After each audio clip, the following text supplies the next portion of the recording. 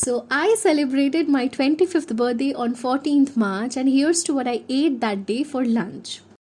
Main কোর্সে ছিল সাদা ভাত, ভেটকি মাছের ফ্রাই, 5 রকম ভাজা, মিষ্টি কুমড়ো, আলু, বেগুন, ঢ্যাঁড়স আর পটল ভাজা। তারপর ছিল সোনায় মোড়ানো সোনা মুগ ডাল আর আমার মায়ের হাতের স্পেশাল চিকেন কারি। ছিল 5 রকমের মিষ্টি, যেটা আমাকে আমার এক প্রিয় বন্ধু দিয়েছে, সে ব্যাপারে না হয় নাই বললাম। And the showstopper would go to the payesh made by my মাতাশ্রী। তারপর কিছু খাওয়ার আগে আমি ভেটকি মাছের ফ্রাইটা মুখে পুড়ে নিলাম আর নিতেই ডিরেক্ট স্বর্গের দ্বার থেকে একেবারে ঘুরে চলে এলাম। মানে কি অস্বাভাবিক ভালো খেতে হয়েছিল, জিভে জল চলে এলো আমার।